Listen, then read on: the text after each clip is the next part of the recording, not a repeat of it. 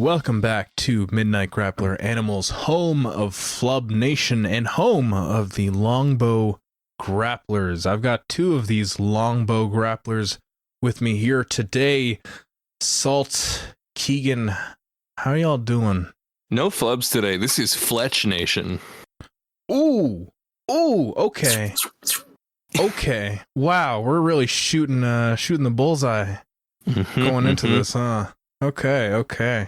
Guys, do you remember the last time we covered Green Arrow on this podcast? Do you remember how many episodes it's been? Oh, at least 2. Yeah, I was thinking at least 7, but yeah, that's not a whole year ago.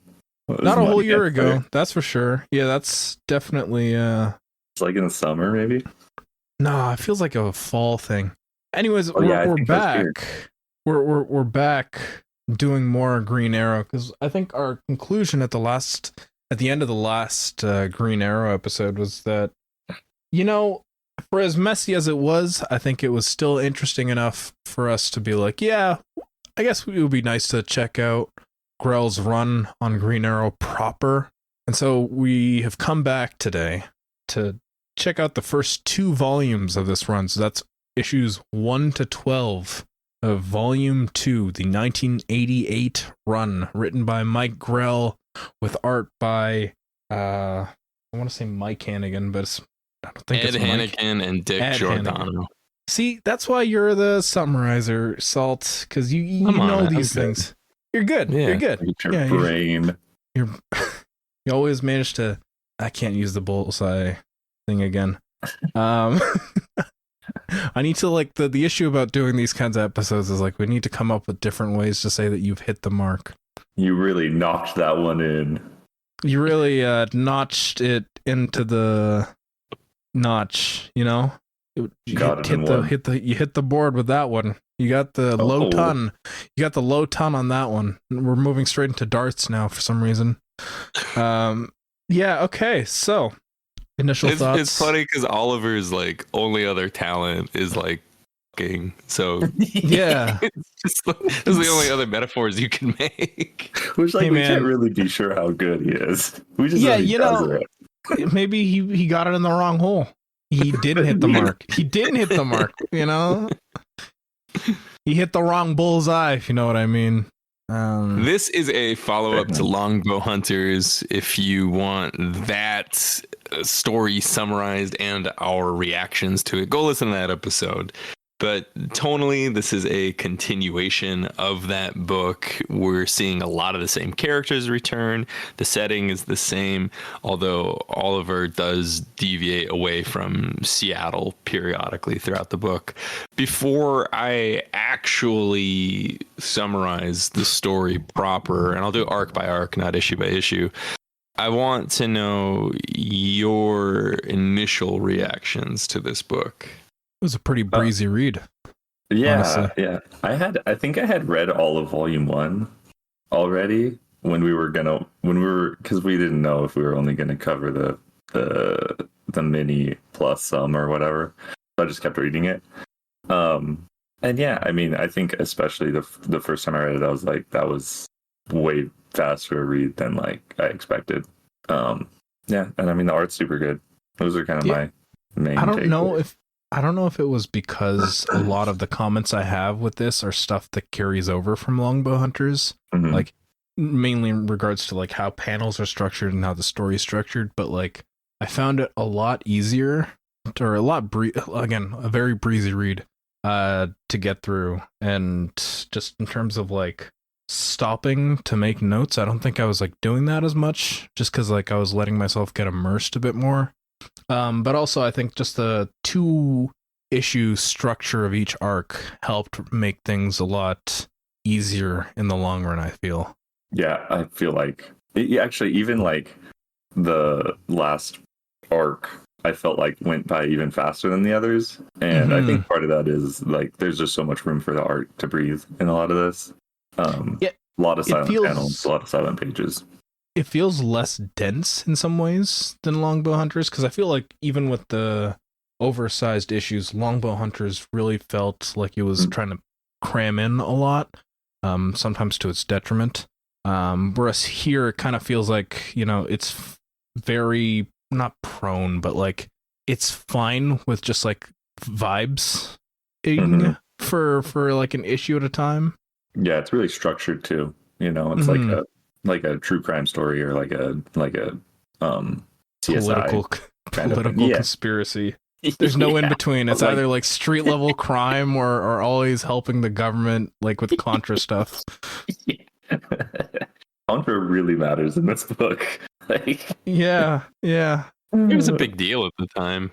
Yeah. It was. Yeah. And that's why you'll never get a book like this again. Like you'll never get a book where a character is not until we start doing Contra again. I only mean like the CIA has plenty of shady activities in the last 25 years, and I don't see, even before Tom King got hired, I don't see these publishers as wanting to tackle any of that. Yeah, for sure. So I had one substantive difference from you guys. Like there's a lot I really like here, but I actually did struggle with reading this, and I don't know if it's Grell's scripts or the collaboration between him and the artist, but there were a lot of moments where I would go from one panel to the next, or I'd turn the page, and I would feel baffled by a turn in the action. I had a difficulty comprehending sometimes what was happening. Did you feel like there were panels or pages missing? I did. That's a good way to describe it. Okay. It was a big problem with like changes in location and maybe it's just a pacing thing. Maybe that was meant to be like equivalent to a cut.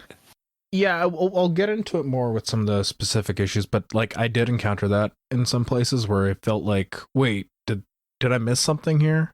Like it moves very quickly from place to place, especially in the stories where it's taking place in a lot of big set pieces rather than just like the very small, like street level stuff. Yeah, but we'll get into that with the specific issues. Yeah. Okay.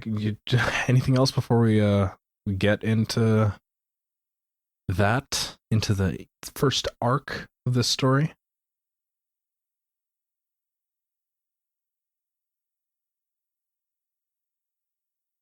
Good to go. Yeah, that was a very pregnant pause. Yeah. I was like, what's going on? I had to stand. I was away for 2 minutes. My dog was spazzing out. Okay. Have you ever seen the dogs that have the buttons they hit? Oh, like the hell no, hell no. Yeah. Like that dog. Yeah, he'll spam his treat button. I don't know if you guys can hear it, but Lan was saying, "Yeah, I also witnessed that time. I hear treat."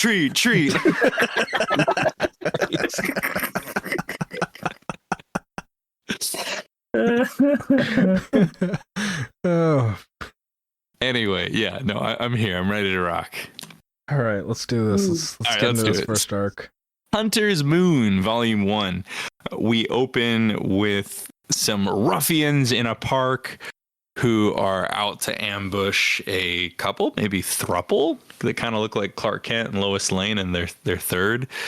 But Ollie wrecks their day. Really cool fight scene where he brutally stops these attackers. And this is to establish that Oliver is still kicking ass, taking names in Seattle. The main story going on here is that Dinah has gone into counseling after the attack she suffered in Longbow Hunters. But it quickly turns out that their therapist has ties to another crime that's currently going on.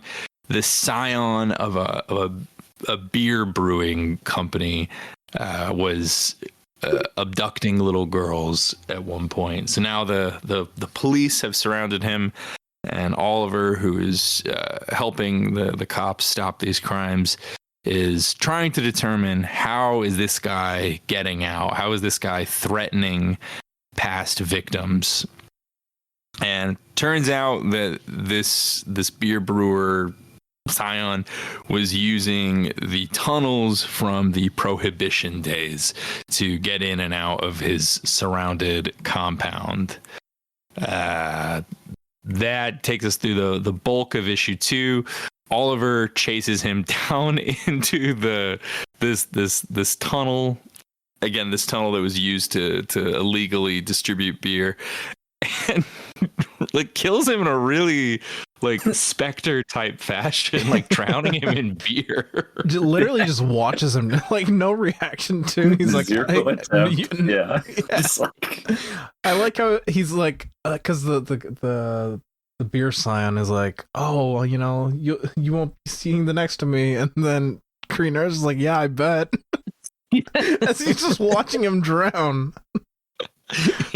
Yeah, it really needs to be emphasized how brutal and violent Green Arrow is in these first 2 issues. And then that's that. He's like having feelings about killing someone in the rest of the issues. He's like, I killed someone. It's like, yeah, dude, you let him drown in beer. Different guy, but like, yeah, not like of all the people. He's like, oh, I killed specifically that one guy that was torturing Dinah, and no one else. I've never killed a single other person in my entire life. This weighs heavy on my head. The beer killed them, okay? Yeah. I kept having these intrusive thoughts of if you did this exact same story, but you said it now. And so like this beer scion guy is like covered in like all these flash tattoos. Some irredeemable hipster. Has a stupider beard than Green Arrow's. Yes. He's got like a really nasty goatee. Yeah. But you know what? He's wearing a wife beater too. Like every time you see him, all he's wearing is like a very black white beater, jeans, and like all his tattoos are exposed. Yeah. That would be a perfect sequel to this. How do we feel about this first arc, gents? You know, we mentioned Ed Hannigan on the pencils side of things, but I forgot that Dick Giordano was inking this entire book. Crazy, right? Which is crazy because, like, by this point, Giordano had already been an editor at DC for quite some time. So, like, it would be as though I'm trying to think of what a good equivalent today would be. Jim Lee. Yeah, Jim Lee is back doing art now, isn't he? Yeah. Yeah, okay, yeah, that is the closest equivalent, yeah. So, that part surprised me a lot. I really like the colors, too, by Julia Lachmont, or Lachmont. I think it's more of what I came to expect from Longbow Hunters, but I think the style that Giordano and Hannigan have here is real great. But again, like a lot of my comments are stuff that it just carries over from Longbow Hunters, like panel structures and the way that like Grell works with unconventional panel structures where like you can have like the reverse C instead of the usual like up, down, and then right. But then the way that like the lettering and the actual like negative space is used to convey or like force the reader into that reading pattern was really cool. But yeah, overall, I think like the art in all these issues were fantastic. Yeah, the coloring you mentioned too, like, I mean, this is an older book. I wouldn't be surprised if they recolored or whatever, right? Like the scanning was bad or anything like that. It's gorgeous though. Like it looks really, really good in even digitally. So whatever they did, I wish they did with more books because like it feels like this still looks really good. Maybe it doesn't look as good as it originally was or something, but I think that's great. It ends up looking very pop art-y in some places, like especially in the last arc, you can really feel it, but like especially here, you can really feel like there's I don't know, there's a like when I'm thinking about like comics that came out around this time, right? Like it feels kind of different, and maybe that's just the version of the printing that I was reading, right? But Mm-hmm. But yeah, like the colors are very evocative here. My only real story note is that they're like, maybe we should get some therapy for Dinah.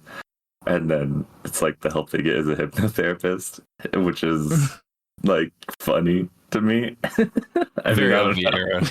Yeah. Like, I'm gonna snap my fingers. You're gonna wake up and be healed. It's like, let's go. All right. Oh, and also like, I'm fine with this guy dying. It's fine. Like, some people. Some people just deserve to die. This guy, what can you say? It's fine. Like, it makes sense. It makes sense that Ollie has no like hard feelings over this. It really makes sense that Ollie forgot about this guy immediately after he died. I've never killed anyone before. I've only killed the one time. Come on, guys. One of the final beats in the arc too is like, I wish I had a friend like you, Ollie. Someone who would take all the guilt on himself for the problem. And it's like, yo, this is rolling off my back. Like, this is not a thought. Ollie's like, guilt? What guilt? I literally helped everyone in the city right now. He drowned in beer. It's pretty sick. There is something interesting going on with the element of torture here, because like in the second issue, it gets outlined that while Annie, the psychotherapist, psychotherapist, not psychotherapist. There's no space between psycho and therapist here, just for clarification. That she was tortured, but she wasn't raped. And I think that it's an interesting commentary, because like when we were talking about that torture scene in Longbow Hunters, there was that element of like violence against women, right? And like how that was used as again in many ways like a precursor to the fridging that we saw in Green Lantern several years down the line. But like here, the explicit mention that like, yeah, these women weren't raped, but like that doesn't make it any less bad. Well, and it doesn't matter what you're saying in your text when your panel art is really so salacious, making right? clear what happened. Yeah. It's like the equivalent of in movies where a character says, "Oh yeah, but we evacuated the city." Yeah, like thank God bomb a bunch of buildings. Yeah, thank God that building had been evacuated before Superman crashed into it. Exactly. That's what this feels like, and it's weird to see that from a book from the 80s, because like we talked about this in the Superior Spider-Man episodes, where like a lot of that book feels reactionary to what Spider-Man fans were like saying at the time. So like this, I don't know if there was commentary around the time about Longbow Hunters, about like the element of like violence and like sexual violence, because like in the first issue, Dinah does comment about like the torture, enjoying the torture as though it was sex, right? And then so like so to have that, like, yeah, like it feels very messy, and I can see where it's trying to come from, but I don't know if Grell's getting across the message that he wants to get across here. I find my theory is that it's Grell versus editorial. Yeah. If Grell is writing a story about women who have been assaulted and are coming to terms with that and healing from that, that tonally fits with the world and the storytelling he's conjuring throughout this. It would make sense that editorial would tone that down. Yeah. Yeah, otherwise it's oh god. There's too many pointed moments that it's like I know exactly. It's like I know what Grell is actually saying. You know, even if they're like, you need to add a line of dialogue that says whatever, But I also think there's room here in this one more. There's more room here in this one because we know there are multiple kids involved. So our POV character is saying like, oh, it didn't happen to me. But then like Ollie finds those like underwear or whatever when he's in the tunnels, and it's like, okay, well, it maybe didn't happen to her, but there were other kids. So yeah. Again, totally okay that this guy drowned in beer.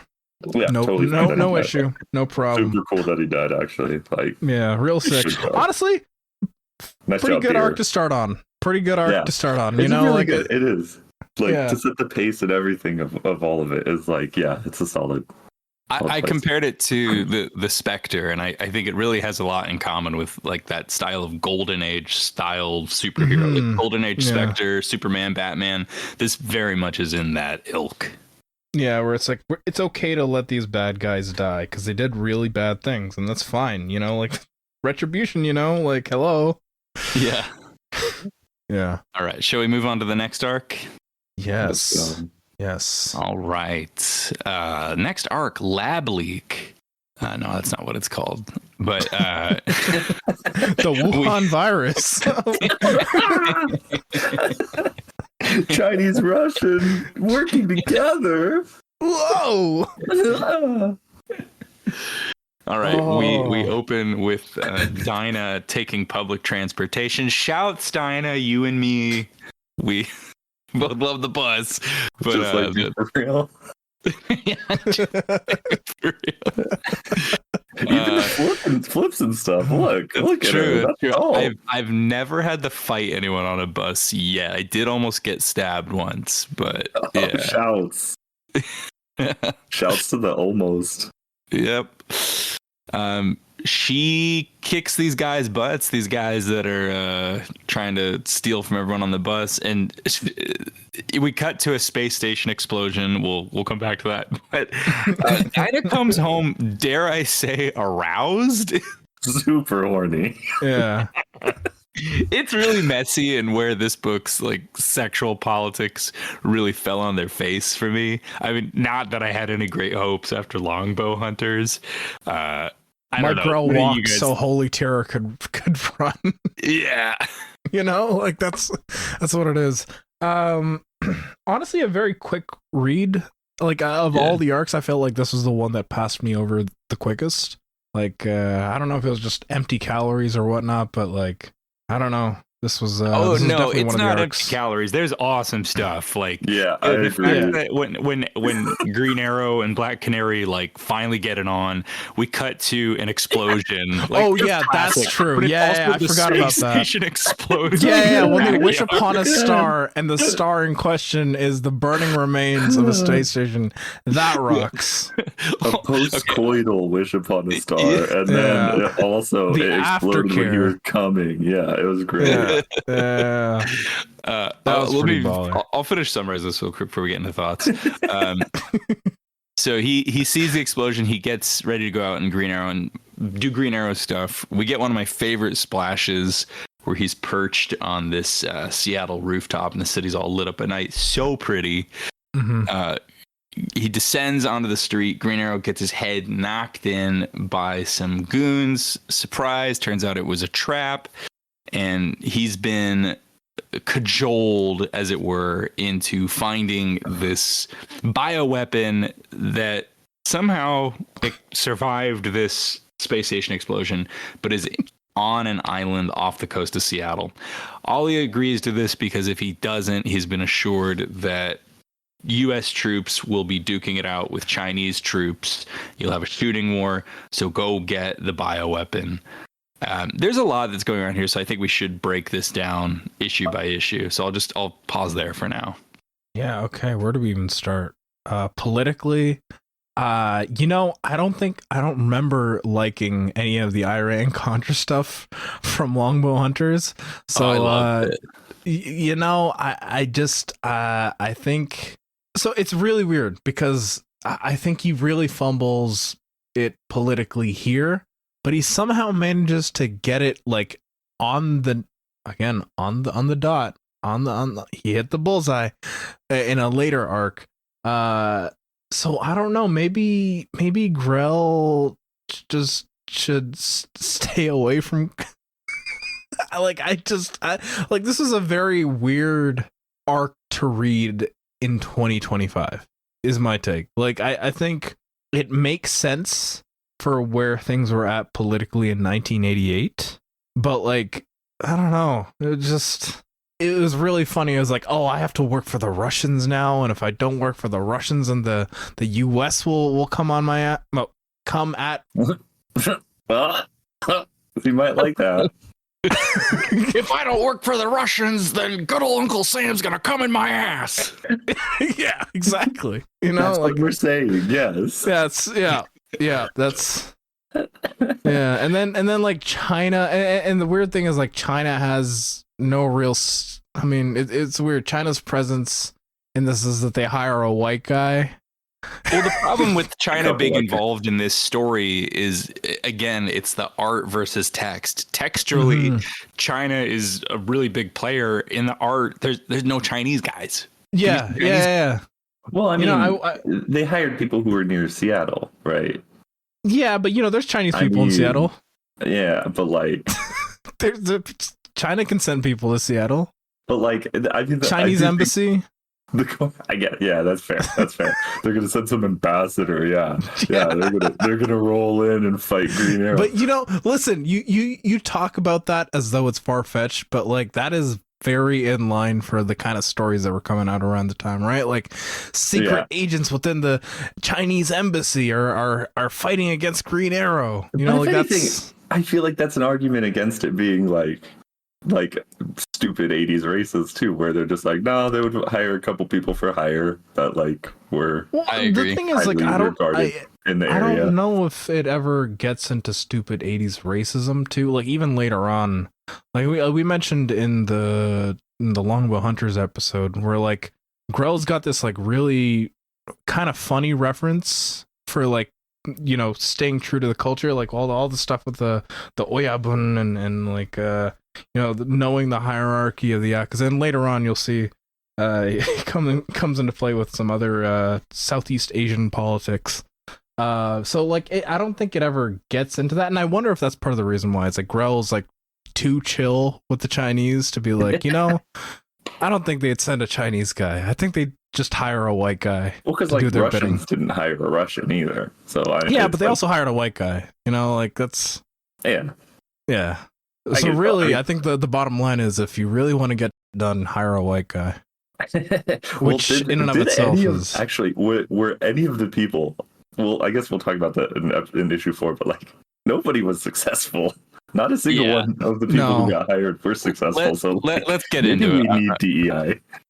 Yeah, you're right. We need to bring back woke. I'm glad we took that pause because there's a lot going on here. So issue 3 ended with Ollie getting off the boat, going onto the island where this bioweapon would have landed. Ollie lands at the same time as the Chinese operative. When I say Chinese operative, I mean the white guy hired by the Chinese. Hope you're paying attention. Irish. Chinese space operative. That's such a Trump sounding phrase. The Chinese space operatives. Anyways, they are on a race throughout this island. It's snowing. Ollie gets stuck in the leg by a trap that this guy laid. Ollie trudges through the snow until he finds a cabin. Fortunately, there's someone inside, smoking hot. Indigenous babe nurses him back to health. The first of many times we actually see Ollie like naked and healed by someone else in this story. He's got no problem with being balls out, which is like really sick, honestly. Yeah, that's the kind of representation I want to see. Washington, True. It's that PNW hitting him. So they don't get to experience much peace for long before they realize they're ambushed. They create kind of this kerosene bomb, throw it out the window, try to escape. The woman who helped, she's like an archaeologist. I don't know why that matters, but she gets held captive by the Irish guy, and then when he's about to do them both in, then another guy shows up, and this third guy shows up because he was hired by the Chinese. The Chinese thought that the first dude wouldn't have been able to solve the job.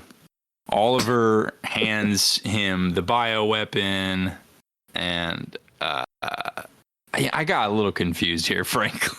So Oliver gets the bioweapon, and then he disposes of it after saying, hold on, because there's some very beautiful dialogue at the end of this issue, because the archaeologist, she says, like, this can be used to wipe out the common cold, and Ollie responds, or blacks, or Jews, or Indians, and then he disposes of the bioweapon. He okay. But he did he hand over like a fake bioweapon? He handed over a fake. It was like a canister. Yeah. It was the canister that it used to be in, and he pulled it out. I was more like, and then why did they blow it up? Who blew it up again? Was that the U.S.? Alabama. I'm looking at the art right now. Alabama Jones throws the bomb here, attaches to the pod. Come and get it. I think it was to help make it float. Okay. Okay, so it exploded because Ollie filled it with explosives. It wasn't the tractor. Okay. That has to be the explanation. See, this is to Salt's point that this is confusing in places because that wasn't communicated, but that has to be the explanation. Because Ollie blows it up, but it had to have just been stuffed inside of it. Yeah. Which made. But also, where did he get the? Forget it. Yeah, it's a messy arc, but like I really liked it. Like this tone of like they're in the snow, the elements are all against them. Like it's really harsh and beautiful. To me, it like again the locale, the whole vibes of the thing, and also just like how messily it gets resolved. It just reminds me of the end of Longbow Hunters. Right, because like Longbow Hunters also had like the snow-capped mountain, the weird fight, and then just randomly the government steps in and disposes of the thing in question. Right, except this time Ollie walks away with money. Like it is very like a lot happens. Yeah, it feels like a redux in some ways. In many ways, a lot of the arcs here are chasing the high of Longbow Hunters. Yeah. Yeah, I do like there's the very Frank Miller kind of the government's going to take advantage of the superheroes kind of stuff going on, right? And just the way all of that kind of unravels and works, because like Ollie 100% is strong-armed into doing this. Like he has to, because like just general geopolitical issues. But then like he still more or less wins at the end. He doesn't listen, he doesn't do the thing, even if that would be helpful to somebody. It's like the right thing to do is destroy it, theoretically, arguably. And I think all that stuff is like, it's cool. It's good to do that as a superhero story, especially because this isn't like, it's not constantly chasing that either. And like Ollie still failed along the way in this. He succeeded at the end, but like just taking part in this is kind of a moral failure on his part too. I don't know. It's interesting. Yeah, I get what you're saying, Keigen. I like that Ollie is somewhat morally compromised a lot in these stories. Yeah. But it's also really weird because like none of this really factors into any of the guilt that he experiences in later issues too. Like even with the Iran-Contra stuff, it's like, oh, I have all this money now. What do I do with it? And then like that's all you get. Like later on he donates it, and then that gets into that gets him into more trouble. But like there's no real like guilt element to it, I guess, where it's like this is just another day on the job for him. In many ways. Yeah. I do in general. I like the way the money's treated too, though, where like Dinah is constantly like, dude, I have to work. I don't just have a big pile of money. And it reminds me of Fraction, everybody, Hawkeye too, where it's like so much of the book revolves around this big pile of money that like doesn't help actually. Like it's helping. It's there. Like it's there. Exactly. It exists. Like, we're reminded. Like that's the other thing is like we're always reminded that it exists. Like every other issue where we get so this like nice rich, reminder. Ollie, you look at that nice pile of cash sitting right next to you. What are you gonna do with it? Look at your war crime cash, buddy. What? And it's not even like it's a telltale heart or anything. Like again, it doesn't really affect him on a psychological level. The most it affects him is when he gets into that little bit of trouble in the last arc. But like otherwise, using it. Right, literally just because he got attention from it. But otherwise, it doesn't hang over him. And so, like, I think that's my bigger point here is like the guilt that Ollie feels throughout this entire run so far feels very selective. It feels like very convenient in some ways, where it's like, oh, Ollie can be guilty about this thing, but he doesn't need to feel guilt about the other thing. Like, again, the guy drowning in beer, who gives a about that? But it's like sitcom memory syndrome, like only these important things from Longbow Hunters actually carried over and matter to his conscience, and then everything else that happens along the way doesn't really, it doesn't stick. They're just the story of the week, the moral of the week, and it is how it feels. Yeah. All right, we have one more arc in Volume 1. That is the Gauntlet. It doesn't deal with any geopolitics, so in that sense, it's more grounded.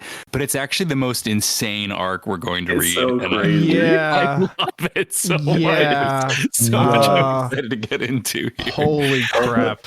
All the tiptoeing around women getting beaten in these stories is not done. Let's be clear.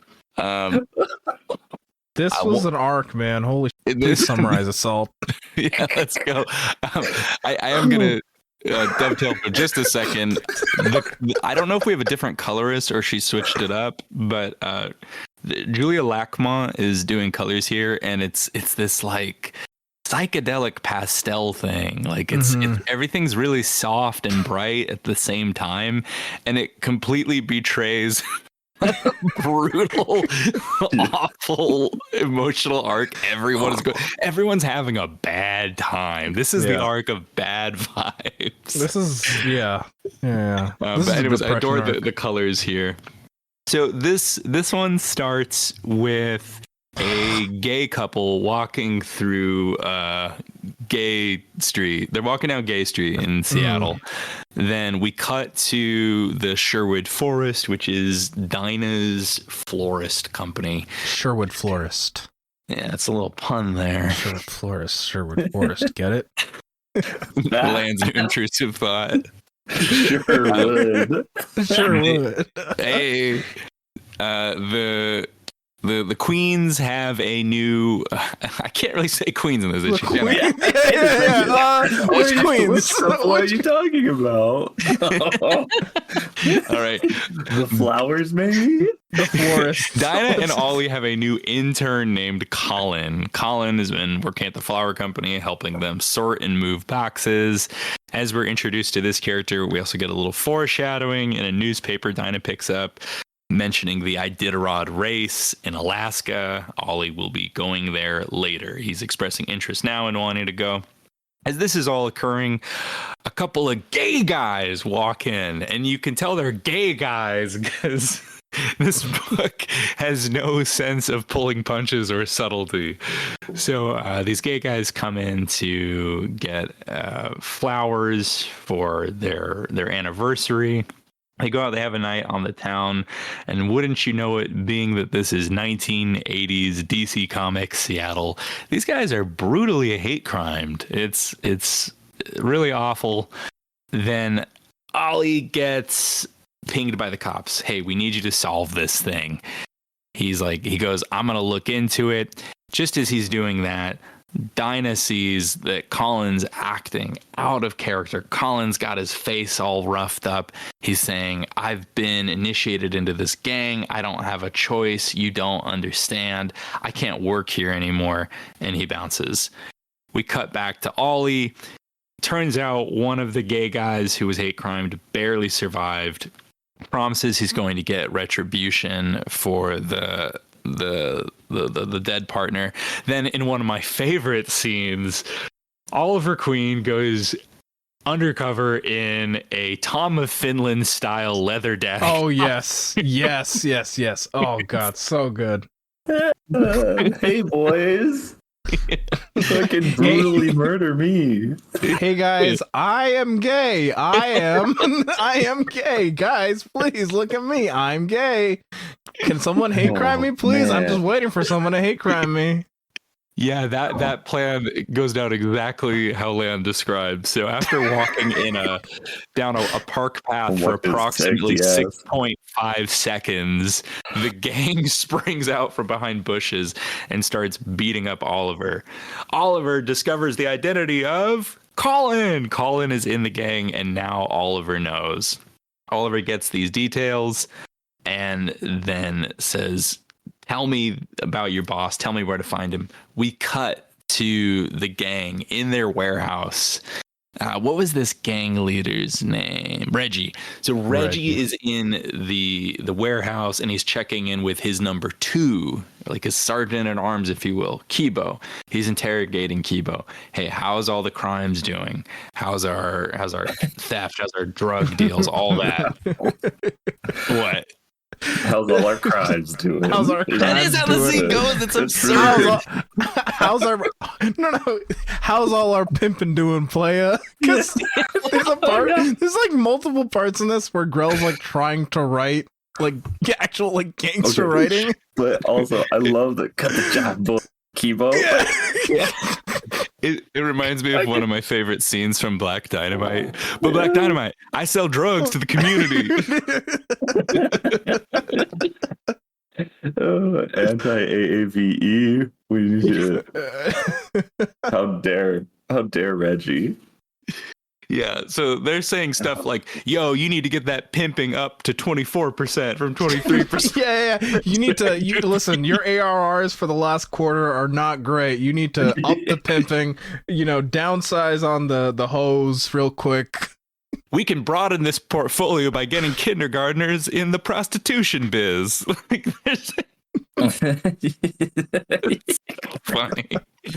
He's trying to do this like Wall Street business speak with AAVE. You're right. It's this weird mashup, but it doesn't work, and I love it.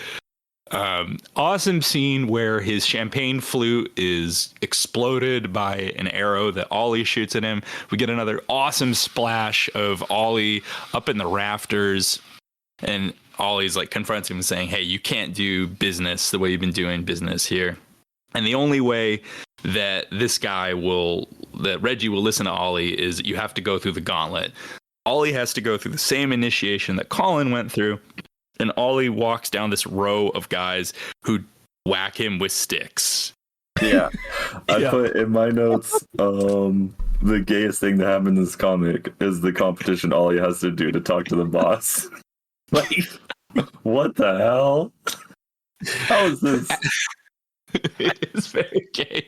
I'm just imagining Grell, like his hand wandering down his pants as he's writing that scene. Like it's a college initiation, right? Like that's what it feels like. It's wild. It's like, me and the boys are gonna whack you with our yowie paddles. If you can make it to the boss, you're in. Yeah. Also, like Salt, you mentioned the literal opening sequence of the whole book is him like beating the hell out of a bunch of people in a park, and I'm like, were these guys that much better than those park guys? Like, he didn't get hurt at all earlier. What the? These guys must be super villains. No. See, he was method acting as a gay guy too hard, and that's the reason why. So I guess that's what he's trying to say. All right. If you method act as a gay guy too hard, you're gonna get hate crimed. Who'd have thought? Yeah. Well, Ollie gets to the end of the gauntlet, and as promised, he gets to have a parlay with Reggie. Reggie is genuinely surprised that the young gang initiates are hate criming and murdering gay guys. Reggie says, hey, I'm into drugs, I'm into prostitution, but I would never harm another minority. Underage prostitution I'm okay with, but homophobia, that's where I draw the line. That is actually what happens in this scene. And then Ollie drops a truth bomb. Oh my god! I do it so much, and I also love it because it's so stupid. Oh god! Ollie discovers that the number 2 Kibo was gang raped in prison, and that's why Kibo has been secretly instructing the younger gang initiates to randomly kill gay guys because he's got a real chip on his shoulder. See, this reminds me of when Drake accused Kendrick of being molested as a child. And that's why, he was Ollie doing is Drake in this situation. Ollie is Drake in this. Yeah, Ollie is Drake. What? What the hell? It's it's one of the plot twists of all time. I can say that. Which it's also let's not forget the other plot twist that not only was he prison raped, but they gave him AIDS. They gave him AIDS. Yeah, he got AIDS from it. Yeah. Yeah. Yeah. He has the line. He goes, "They killed me, so why shouldn't I kill them back?" Oh, Grell. Yeah, it's psychotic. Oh, Grell. It's so crazy. Reggie decides he's going to take this matter into his own hands. Reggie shoots Kibo dead on the spot. And then Ollie pieces out, and we cut to the CIA man from Longbow Hunters who has been keeping tabs on Ollie. That's our first volume. Yeah, because Ollie does donate some of that Iran-Contra money to a local inner city youth center. Yeah. I know we just called this the most bad vibes arc of this volume, but I don't know, man, the way that we were describing it, yeah. I had a good time. I'm saying that no one in the story is having a good time. Yeah. Okay. Yeah. I love that. Yikes, but it's an incredible yikes. I think the bar was already set when on the first page, Ollie calls Colin, who is a black teenager, the help. Dinah says that, but yes. Dinah says that. Oh, wow. Okay, so we're really setting the bar high here. White women. White women calling a black man to help. Listen, Ollie's a white man in Seattle, okay? He's got... Yeah, Ollie's woke. Ollie would never call. Ollie would never call Colin to help. Dinah's a white woman in Seattle. She hates some people. We don't know who. Yeah. She may or may not have run over 2 kids with their car. Who knows? I would say that's... Who knows? I don't know. Of these first 2 volumes, that's the peak for me. That's the best it gets because it's so unhinged. This is the most unhinged arc for sure. Yeah. The whiplash of going, oh, wow, a gay couple in this 80s comic, to literally 2 pages later they get hate crimed. I was oh my god, that was a good trope too, right? That was a good technique where it was whoa, this is offensive, and then it was whoa, this is offensive. You're right, Keigen. That is that's one weird writer trick, right? You thought that was offensive, just turn the page. It's oh, look at this. I know this is over the top, but watch. And it's that's a good technique. You got me, dude. You got me. Now the previous stuff doesn't seem as bad, I guess. Yeah, exactly. It just keeps progressively getting more and more worse. And as a result, the previous stuff doesn't seem so bad. By the time you get to the AIDS stuff, you're oh, okay, so the prison stuff isn't really that bad after all. It's every insane unhinged thought about gay people that a boomer could possibly have. Yeah, but it's but also while being woke about it too. Yeah. Somehow. It might be peak. It might be peak. My girl most saying, I love these F words. My most postmodern, ironic, hipster, dumbass thought is I would love to see that arc done in live action and just do it really over the top, but keep all the dialogue the same. Yeah, CW would have done it. Berlanti would allow it. That was a joke. Shall we get into volume 2? Yeah. Yeah. Yeah. Let's roll. Let's do it. This one's really easy to summarize. It's pretty brief. Ollie takes Dinah's car to a car wash. Turns out it's a chop shop. One of the employees notices what's going on with the cars behind the scenes. She gets fired. Dinah ends up she ends up going out to like lunch with Dinah and just tells Dinah like, hey, like I saw some weird stuff, thought you should know. Then I don't know why we see like Dinah trying on clothes for like a page.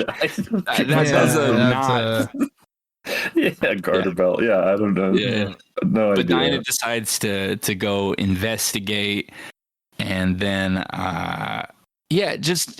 just turns out that this is all like a setup. I don't know. It's supposed to be this like Black Canary like standalone, but all she gets to do is surveillance. And so it's really weird because it's like also like co-written too. It's the only issue of the run that's co-written, or the only issue of these two volumes that's co-written by Sharon Wright. So I don't know if this was like them trying to springboard like a proper Black Canary run off of this, but like, yeah, I don't know. Yeah, but this is just to set up the next arc that their car gets stolen and put on the boat.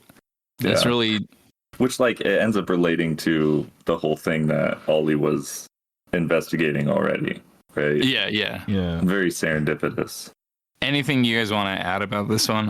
There's nothing really to say here. No, I made one note. Why did he even taste the not sugar? Was what I put. Like did he know it was cocaine? Was he hoping it was cocaine? Like, it kind of feels that way. He's like, I'm glad you mentioned that. Keigen.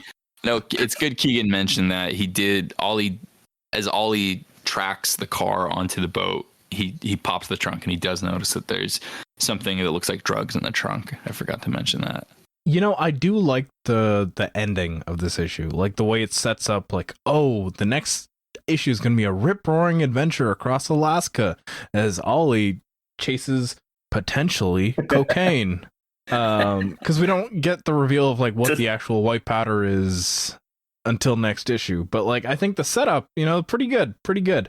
The art on this issue was done by Ed Barretto for the Green Arrow portions and Randy Dubuque for the Black Canary portion, and I really liked Barretto's art on the Green Arrow portions. I think it was like not quite emulating Hannigan's stuff, but like it felt very much in line with what came before. But yeah, that's pretty much it for this issue. On to issue 8, we also have a guest artist again, Gary Martin on pencils, and then, Paris Collins on pencils, and then Giordano and Martin on inks. So you definitely feel a stylistic change here.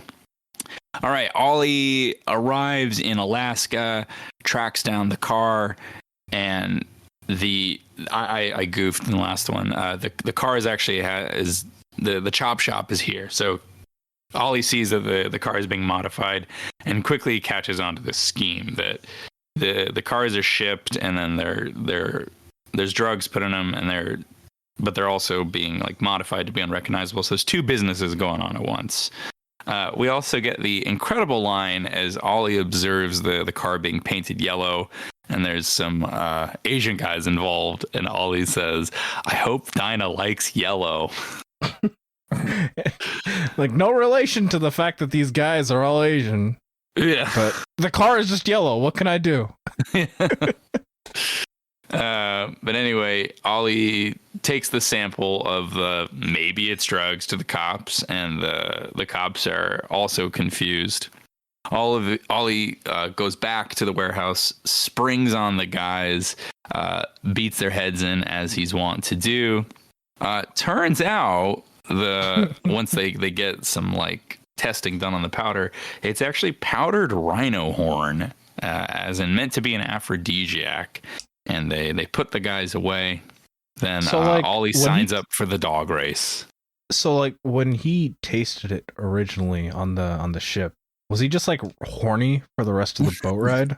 Well, if it worked. I mean I don't know. Like land on something we don't land. Like he's just like how can much you is imagine ground rhino horn, huh? I don't know. You ever heard of those rhino pills? Yeah. Yeah, so like that's what I'm just wondering is like, was Ollie just bricked up for the rest of that boat ride? Yeah, he just had a super concentrated rhino horn, and he was just like, damn. Does he ever say like, I really wish Dinah was here? I think he does. He says it multiple times, but Yeah. that would be pretty funny. I hope Dinah likes white powder. Oh wait, I thought, when you first said white, I thought you were saying cum, and then powder cum is not. Yeah, no, that's it's not how powder that horn works. actually. Oh, the bit with Ollie and the customs agents flying through the air on their skidoos, baller. Yeah, that was Baller as badass. hell. That was sick. I forgot to mention the villain who stole the car, like tried to escape with like a dog sled. It's so crazy. I think it was this issue that kind of made me realize that Grell doesn't really know how to pace out an ending for a story Too many at all. locations. Like he never like very consistently. Actually, like I don't think there's been a single It just arc ends. of this entire run thus far where it hasn't just been like, oh, I gotta wrap things up now. Oh wait, we hit page 24. I don't know. The gauntlet got wrapped up pretty good. I mean, even the gauntlet was like, you know, him getting beaten to like him getting beaten in procession was like only 5 pages before the end. Yeah. Right. Like that happens, and then it's just like dialogue, AIDS, and then boom, it's over. Not a lot of denouncement. Yeah, the denouement. Whatever. Yeah, just like the LACMA coloring this story. Yeah, her colors are great, honestly. Yeah, like, they are. Top shelf top all around. shelf. Pretty baller. But yeah, that's really it. The art's good on this. I liked Collins's pencils too. But yeah, this was an arc. This was an arc for sure. These issues 7 and 8, frankly, feel a lot like fillers until he's ready to do this 4-issue arc, because, like we said, everything felt like it's remixing and returning to stuff in Longbow Hunters, and you especially get that in this 4-issue arc that ends volume 2. Here There Be Dragons. Yeah, like you can tell with how just given the fact that Hannigan and not Giordano, but Hannigan at least was like not present for 7 and 8. You can tell that like he was probably working on Here There Be Dragons that entire time, right? Like it happens quite a few times nowadays where like when you have an artist swapping out every other arc, like I think right now Aaron Cooter's doing that on Daredevil. Pepe Larraz is doing that on every single book he's on, I think. So like yeah, you can tell when something's just like there while something's there, just to buy time or like to keep things in a holding pattern until like that big arc happens. And yeah, Here There Be Dragons is that big arc. So how about that summary? All right, let's treat. No, he's sleeping next to me on the couch now. He's calm. All right, cool. So Here There Be Dragons. This one opens up with Ollie and Dinah going on a cute little date around town, and Dinah's starting to ask Ollie about Shadow, the other assassin, the other bow assassin from the Longbow Hunters, and Ollie's like, no, I totally don't think about her ever, and I totally don't think about killing that one guy. So he's dealing with some PTSD and some grief. We see like a lot of flashbacks, a lot of really cool visual flashbacks, remixing the imagery from Longbow Hunters. After he has this whole vision, we cut to Yakuza headquarters, and they're grilling Shadow. They're saying like, you owe us something. They say you're going to cut off this ring. And you guys can help me with this. The ring, was that Ollie's ring? What's with the jade ring, or is that just a thing she had already? She just had already. This is like the entire thing is a flashback sequence. I forget if it's expanding on a scene that we saw within Longbow Hunters or if it's just like a full redo, but this was like prior to her going off on her own. Okay, well, her master, the guy who trained her, says, no way, you're not going to cut that ring off. It's very important that this person I've trained be allowed to live life at her full capability. And the Yakuza are like, okay, LOL, sure. And they blow his head in with a gun. Except the dialogue in question is more stuff like, life is like the cherry blossoms. It's all very Grell style Japanese guys talking. Yeah. Like, again, there's a reverence there where he's like, yes, I know the ways of the Asian peoples, and I must show them respect. But at the same time, yeah, it's like a guy will be tying his shoes and he's like, this reminds me of the way of the Bushido. Yeah, we taught you Kajutsu. Yeah. But that's it. I mean, I really like this issue because that's really all that happens, except for the final page where Shadow gets revenge and sticks an arrow through the forehead of the Yakuza leader. And it's mostly visual, this issue. I think Grell tends to get really wordy and like crowd the page with exposition and dialogue. And he's actually more skillful at that than a lot of people. But my preference is to really like let the art breathe. And this issue is really where that's at its strongest. IMO. Yeah, I think this was very much like a vibes issue for me. Like, it's set up. It's set up, yeah. But even then, it's not even like set up in the conventional way. Like, it's not set up in the way that issue 3 was set up for what happens in issue 4. This was like, remember Shadow? Like, if you hadn't read Longbow Hunters up until that point, no one knows who Shadow is. So like, this is a good way to reintroduce Shadow and like prep readers for what would come in the next 3 issues. Yeah. Plus, I mean, it gave the new art team the chance to define everything how they wanted. Right? It's not the same. Plus, I think there's a lot to say about pacing and like Grell knowing like I'm gonna have 4 issues for this, so I can really like I can take my time and let everyone else cook. Yeah. Yeah, the panels here, I'm glad you mentioned the art team finding their footing. The panels here are more unconventional than they are in the earlier issues, and it's never distracting. It always works for those emotional beats they want to hit. So it's really fun to get that variety compared to the 8 issues before this. And in some ways, the structure does feel evocative of like that. If you remember that specific part of Longbow Hunters, but while doing something different with it as well. But yeah, issue 9, pretty good. Cool. On to issue 10. We cut to Hawaii. We've got. We're in Seattle, but it's just a setup that Ollie's gonna leave. But we're in Hawaii and we see some assassins descend upon Shadow, who's living at some house there. It's this awesome scene where she just kills all these dudes, murders them hard. It's great. Ollie gets roped back in by the CIA. They say, hey, we need you to look for this map. The map in question is a map of treasure in the Philippines. It's gold. The Yakuza want to get their hands on it. Okay, let's see if I can describe this right. They claim to be buying parcels of land to build hotels, but none of the hotels have been developed, which is why the CIA suspects that these are actually dig sites to find the gold. Is that more or less accurate? Yeah, more or less. Shout out to Grell for his knowledge of the Philippines and Philippine history, though. I mentioned this earlier. Like, he nails it. I think, everything with Marcos's dictatorship, Japanese occupation of the Philippines. I was like kind of shocked, or it was like very matter of fact about like, yeah, this was a dictatorship. Again,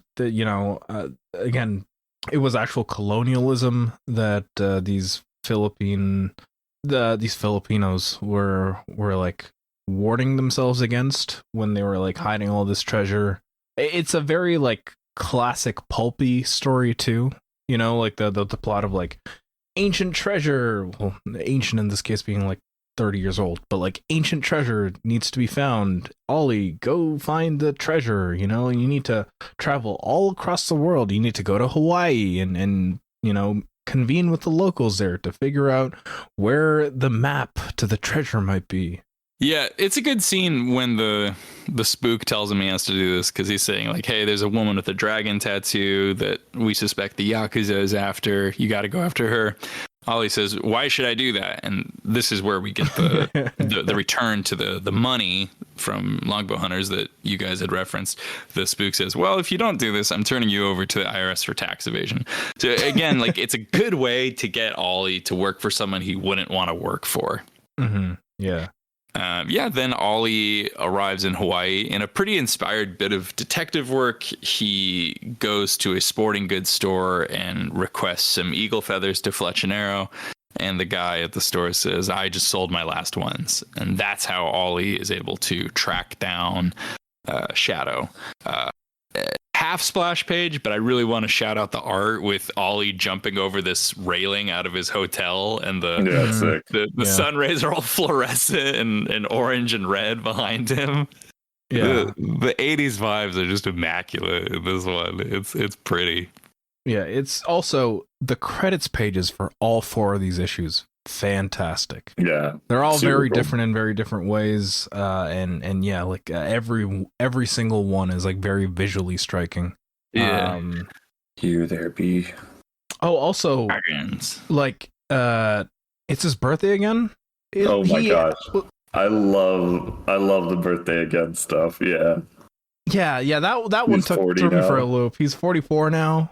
And my first thought was like, wait, did he turn 43 in Longbow Hunters, or am I misremembering? I don't remember either, or if they just said his age. I think they may have just said his age.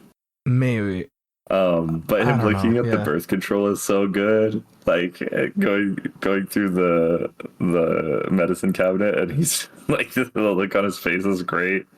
Yeah, and even the panel after of it, just like him putting it back, is it's so good. Oh, I love old Ollie. I kept wondering, like, how have they not discussed a vasectomy yet? Like, he's in his 40s. She's much younger. There's that, but also, like, I think he still does want to have kids. Like, that's a thing that they set up. Set up in the story is like, yeah, he wants kids. But then the circumstances behind him actually getting that kid is well, I know he ends up having a bunch of kids later, and it's hella funny that this guy didn't start having kids until his 40s. Hey, he was busy. Time goes backwards sometimes. He was busy. Sometimes new 52 hits and you're only 20 again. He was busy drowning guys in beer, and that's why he couldn't get to the having kids thing yet. On to issue 11. Issue 10 ended with Ollie tracking down Shadow. He finds her at some docks by the place she's staying at in Honolulu.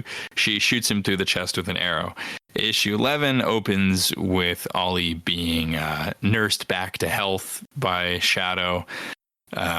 As he's waking up, another attack on Shadow's life has been ordered by some hitmen. The two of them, Ollie and Shadow, dispose of the hitmen. Ollie starts grilling her like, hey, why are you out here? What's going on? She explains her situation. He explains hers. She says, I killed the Oyuban, and that's why she's being chased by all these guys. That's when they meet the groundskeeper. What's this guy? Is it Alvaro? Alvaro. Yeah. Alvaro is kind of like a father figure to her on the island. Then they are ambushed again. These attackers kill Alvaro, and Shadow and Ollie manage to get away fine. And then that's when they realize they're going to have to take the fight to the attackers. Mostly an exposition and action issue, but it's fun. We're starting to build some sexual tension between Ollie and Shadow. Yeah, I thought it was crazy work for Ollie to just be schmaltzing around with Shadow while he's got a woman at home. For real. Like he's from Seattle. He's polyamorous. He just does this. He does. Yeah. He just kind of does this too, right? Like he just wanders into women's lives and he's just like, well, hey. It's happening now, I guess. Yo, I got some rhino horn powder. It tastes bad. Like, I don't It's so wild though, yeah. And even like he in the like dream realm, it's like I can't give you a child, I can only give you myself. I hope it's enough. That's from Dinah in Longbow Hunters too. Also, like the recap sections there where they're using like the blue line art to convey that. It looks really funky, yeah. So weird and cool, yeah. But yeah, he's having all those dreams like about all of that and like. Yo, chill, man. Like this really does feel like an 80s action movie in comics format. Yeah, like specifically of the Steven Seagal kind. But also like yeah. But it's also, I mean, like the cool thing about this though is how much it's doing comic stuff though. You know, like it's not doing big widescreen panels, right? It's not doing a bunch of double page spreads even. Like it's not doing action movies the way Mark Miller wanted to do action movies in comics. Like this is doing those same tropes, but with panels, with colors, with changing the art style for flashbacks and stuff like that. And it's really sick. It's really cool. Yeah. All right, we get to the finale, issue 12. They grieve, excuse me, Shadow grieves over Alvaro's grave. Then this is where I got a little confused. There's like this warehouse they're at suddenly. Like, I mean, we've got Shadow and Ollie at this fish market, and there's like, you know, they're starting to build that relationship up more. But Ollie's got this pretty badass line. He's talking about their attackers. He says, at least this time we know they're coming, and we can pick our spot, one where nobody will get hurt, nobody innocent anyway. And I don't know, I guess that cut to the warehouse was really jarring for me because it was like, wait, why this warehouse? Like, yeah, it's just like, now here's a place to fight. Yeah, that's exactly what it is. Yeah. It didn't, no, I get because all the locations had some kind of logical or emotional tie to the characters, and then like suddenly random warehouse in Honolulu felt pretty uninspired. I guess it's especially like in a movie, in a dumb action movie, this kind of makes sense, right? Because it's like that's where you could shoot a film, like that's where you could blow things up. But it's like it is like following that trope a little too close. Yeah, this action scene, like the combat is, I mean, anytime guys are punching, kicking, fighting, it's great. But like, again, some of the choreography, that choreography is good, but like the story choreography confused me. There's this device that's being held in one scene, and it's Ollie holding it, but then we switch, and then it's Shadow holding it. This is where I was really like doing the Charlie Day rubbing his temples thing. Well, because at this point there's just no dialogue whatsoever, right? So like Grell is expecting you to just understand what's going on based off of what the art does, and like for the most part it's fine, like because again everything that comes after this is just like a prolonged fight scene, but like yeah, that specific moment was like, there's a lot going on there that doesn't work for me. Like there's that tracker being found, and then at some point the map has been passed off. You know, Grell's got this habit of like doing a lot of action, right? Like, sorry, he'll do like this action sequence without a lot of dialogue, and then he'll follow it up with like a very exposition heavy page. And this is where that really fell apart for me, because then when they catch up with the spook and they're like, okay, well, here's what happened.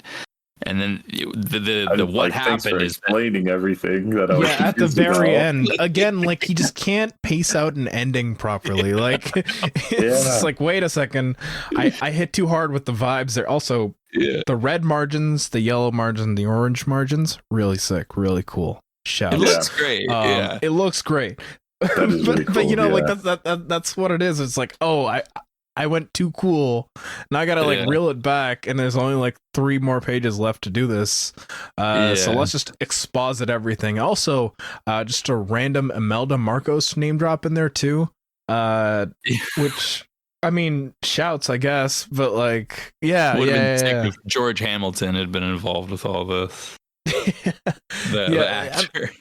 It's really funny that this is like the again, like of this entire volume, the fact that this was the follow-up to Longbow Hunters feels really weird to me. Mm-hmm. Yeah, it's dime store Longbow Hunters, Yeah. and I feel like it's not to insult the art team. The art team's doing great, but I feel like Grell did not know how to communicate with them. Yeah, I mean, I feel like part of it is that this is kind of what happens when you tie a run directly to a celebrated thing, right? Like this is Hawksbox to X-Men too, okay, now that we have a serialized monthly thing, it's a different thing than a movie, and I think that's just part of the quirk of doing that. Anything, if you launch a TV series off a movie, the TV series is going to look worse because it's really, really hard to make a TV series. It's like making a bunch of short movies. And I think that's kind of that's. I mean, it can be better if the TV show in question is the Clone Wars, but Yeah, see, that's a perfect example. My working theory this whole time has been that Grell can make a good comic himself, as in by himself, because he is writer and art. And not that these are bad by any means, but these are difficult with some of these transitions, like the transitions between scenes, the way he goes from art heavy to word heavy, and it makes it a lot of these shortcomings in story and tropes are harder for me to look past because I'm struggling to comprehend what's going on sometimes. Yeah, that's fair. Though that being said, I think it is good that we got some closure to that specific part of Longbow Hunters, because I guess we can start segueing into our final thoughts here. I'm kind of on the fence about whether I want to continue with this run, or at least for the sake of the podcast, at least. Yeah, I don't. I have no strong opinions either way. Honestly, if somebody was like, I want to chase this, and they're like, I'm down, but I don't feel like I want to chase it. Yeah, again, if you pay us enough, we are whores. Yeah. If you pay us enough, we will cover it. I'm not opposed to reading it, but it's also diminishing returns already, I think, where it's there's already. Yeah. I don't know how much of this is foresight on my part. It's how many times can I say the same thing over and over again? And I feel with a run like this, that's bound to happen. Yeah.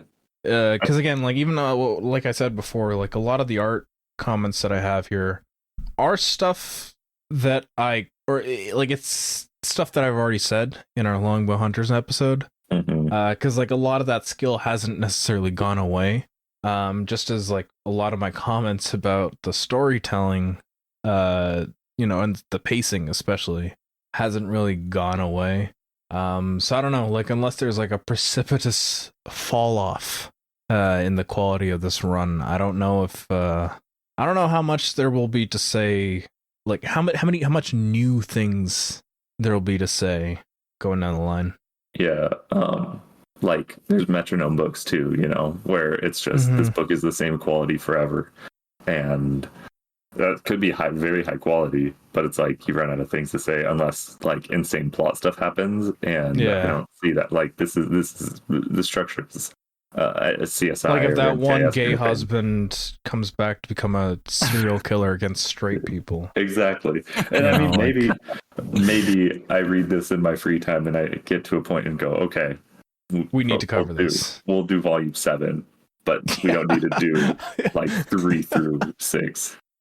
Maybe I want to add to that. These 2 volumes, again, they're fun. I had a mostly good time with them, but in some ways, where in seeing their shortcomings and their problems, in some ways they actually worsen Longbow Hunters for me, because even though you didn't care for the Iran-Contra stuff, I really liked it. I found it pretty. I thought it was profound, how he was tying all these various historical and political webs together, and I was excited for what he was saying and equally excited for what more he had to say. And then getting to the end of this here with this reveal that the CIA guy is working by himself, and it becomes more pablum, and it has nothing to actually do with Iran-Contra or the CIA. He actually could have been any random goon, and it's Oh, you don't have that much to say here. Like, you do know Philippine history. That's cool. Yeah, like, it was annoying because, like, when he was talking about in the earlier issue, I think it was issue 10, about, like, the U.S. involvement in like the occupation of the Philippines and you know, the colonization of Japan even by the US and like the CIA's involvement and everything that MacArthur did after the war. I was like, oh, okay, so he's actually going to set something up here, like something very politically pointed, right, about like the CIA's involvement in Southeast Asia. Because again, like this was only like like a couple decades after a lot of the stuff in Vietnam, in Korea, in again like a whole slew of things, Cambodia too, right? Like, so I was expecting Grell to take a more politically pointed route with the CIA's involvement in this, but like to devolve it down to just being like, oh, this is just one bad actor. You know, it feels very 80s action movie.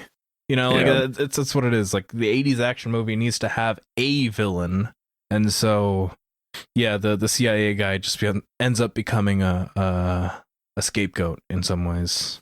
Yeah, and the CIA walks free once again. I want to add, there is a funny concept introduced here at one point where people said, yeah, of course I knew you were Oliver Queen, Green Arrow. Like, you have a very distinct look. And to that end, I have looked ahead to Volume 3. And in Volume 3, his costume is the same, but he does not bother with the mask anymore, which is very funny. I mean, he doesn't even bother with it here, too. Like, I think it was in issue 10 where that happens, right? And then issue 11, he's just not wearing the domino mask anymore. It's a confounding book sometimes and a frustrating book, but there's a lot of good stuff here, and you know, I enjoy it as a reader, but it's the kind of thing too that I would pass to like any aspiring artist to be like, you know, there's some cool art techniques here. Now, would I want an up and coming writer to look at this? I don't know. I mean, I don't know. I feel like there is a lot that modern comics could take from this, like writing wise. I think, you know, just in terms of just alone the 2-issue structure. Like, as much as it's not perfect, it's just like, do something other than 6 or 1. Yeah, right? I like the 2-issue structure. Know. Like, they know one issue things, 1-issue storylines, and they know 6-issue story 5. I guess it could be 4 to 6 because of the way minis work, but like, still, it's not like 4-issue minis are any good. 2-issue arc is nice. It's cool. I think the last comic that I remember actually doing like the 2-issue arc was Agents of Wakanda. I think this was like 6 years ago at this point. Jim Zub wrote it, and each arc was like only 2 issues. But that's the last time I could recall at any big 2 comic doing like 2-issue arcs. I'm sure there's others, but I'm sure there's been others, but like, it's such a rarity, right? Like, I think it's a funny thing of investment where, like, again, back in 1988, there isn't really writing for the trade yet, or there isn't like this idea that everything needs to be collected later on, right? Like it feels very of the time to condense arcs to just like 2 issues. Yeah, because you can, it's fine. You can get away with it. It's not like it's gonna impact your bottom line heavily. I think like in some ways it's actually encouraged, right? Because if you're going in on part 2 of a 2-part story, it's not as bad as going in on part 4 or part 5 of a 6-part story. Yeah. Right. Like, I think it's that emphasis on like every issue is someone's first issue, but like kind of stretched out. Yeah.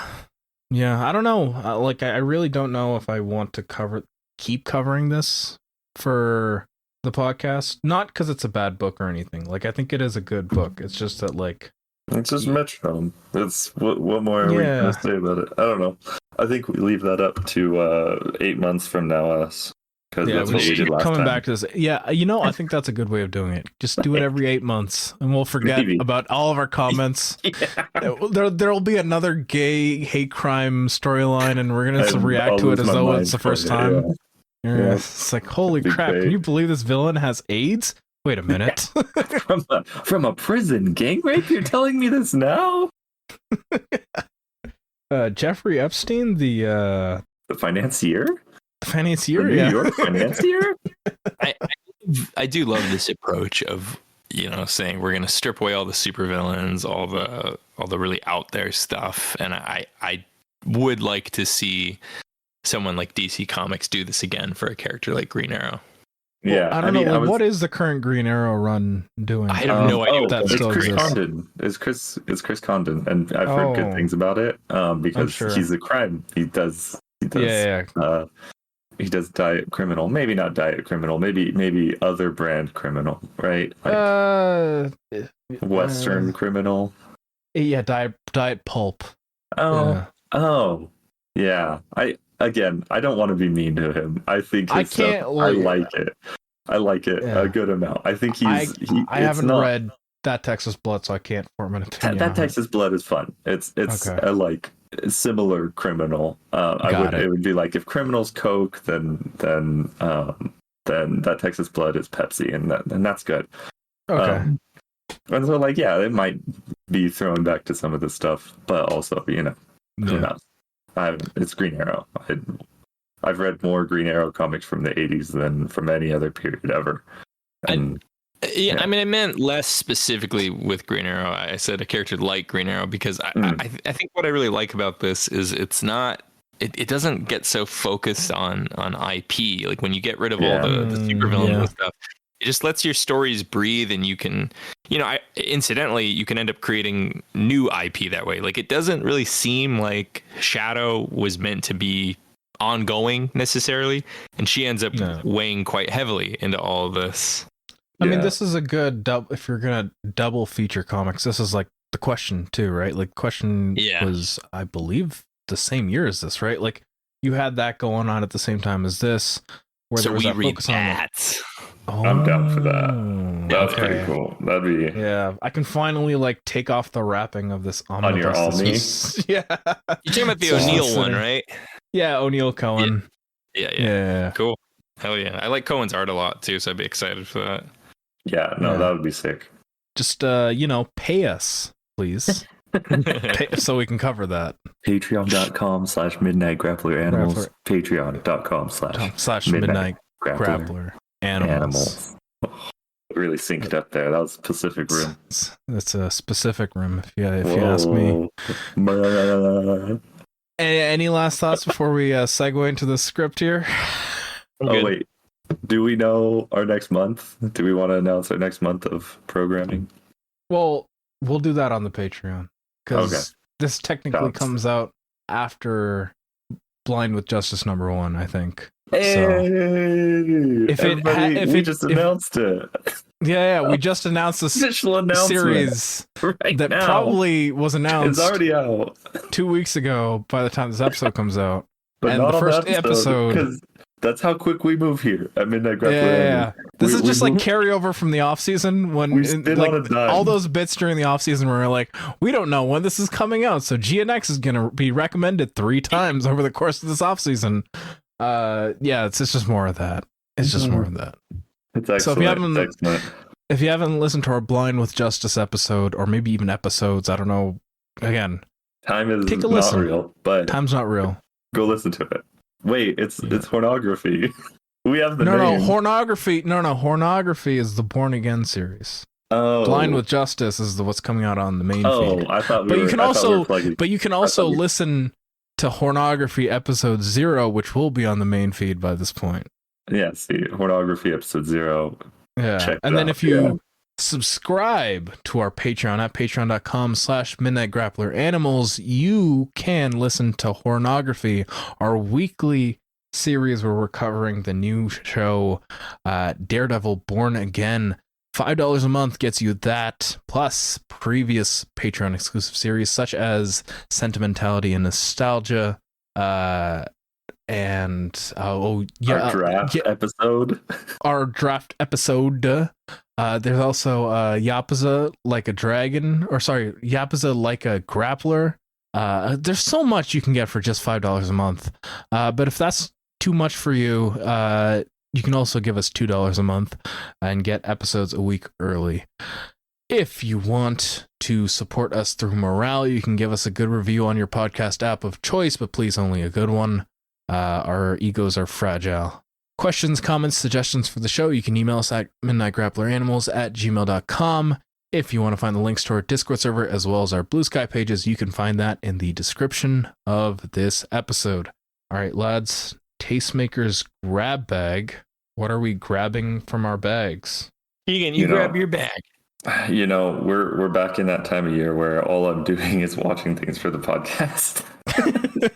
You know, we're back here. So we went from a time where we were recording too many episodes that I couldn't watch enough stuff to have something, and now all I'm watching is this. But I will.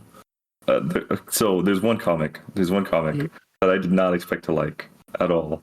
Mostly because I expected to be ambivalent about it. Which is FML by Kelly Sue DeConnick and David Lopez.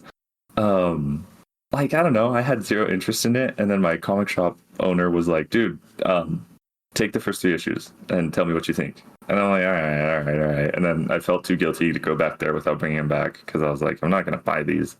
So then I finally read them. And I was like, oh my, this is delightful. Like, it's super fun. And part of that is because I've been following Kelly Sue and Matt Fraction for like so long at this point. Now it's like, I've seen them write about their kids. I've seen them develop as creators and everything like that.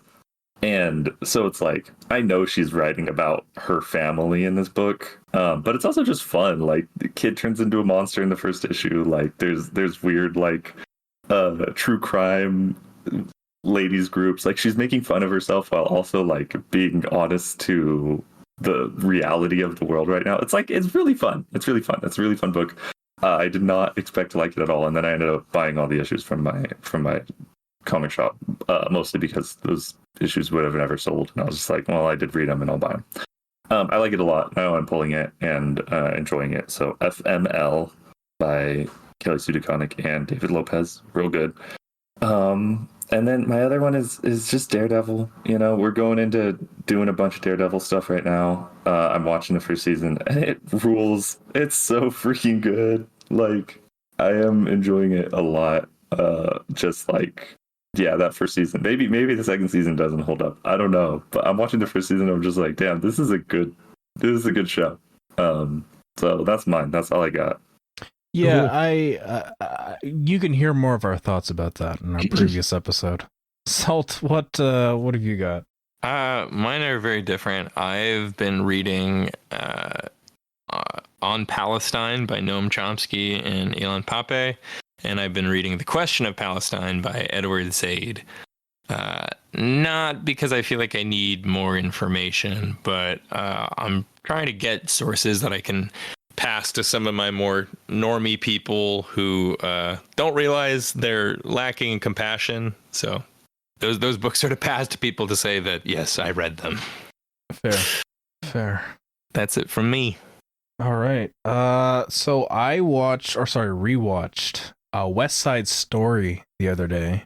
The original 1961 film adaptation, not the Spielberg one. Maybe I should watch the Spielberg one and then recommend that on the Blind with Justice episode, which comes out last week. So then I can be like, Anyways, what a beautiful film. Insanely beautiful. Not a fan of all the brown face. Understandably. Some of it you are.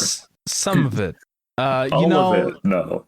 Not all of it. You know, actually, it's because the guy that played Chino was actually Filipino. So then that one wasn't actually even brown face. That was just the color of his skin. So I was okay with that because it was literally just the color of his skin. Honestly,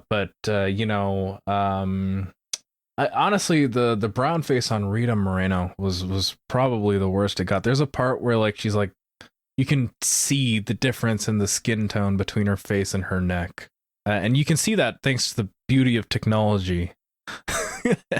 But otherwise, a very beautiful film. Very great experience. I can see why it's heralded as one of the best films of all time.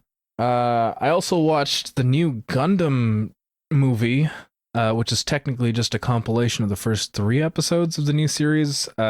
G Quux. I figured out how to pronounce it while watching the movie. I took my brother to see it, and my brother's like, "How do you pronounce this?" I'm like, "I don't know. We'll find out during the movie, I guess." And yeah, it's G Quux. I call it G Cux because I'm 7. Yeah. Yeah, I think that's it. That's all I got. Well, I'm surprised we still managed to go for quite some time. It was 12 issues. 12 issues, it was chunky. Yeah. Pretty chunky. Yeah. But thanks for sticking around as always, and I said as always already, so I can't do as always again. Thanks for hitting the mark. Thanks for staying on the mark. Thanks for hitting the bullseye with us. Thanks for fletching your bow, fletching your arrow for us. And as always, keep on grappling. Grappling. Oh, there we... See, it's great we can do this again because we got through 3 people. Yeah. Yeah. It was so harrowing during all those episodes where it was just 2 people. It's like, okay, we never f*** it up anyways. Always perfect. Always perfect.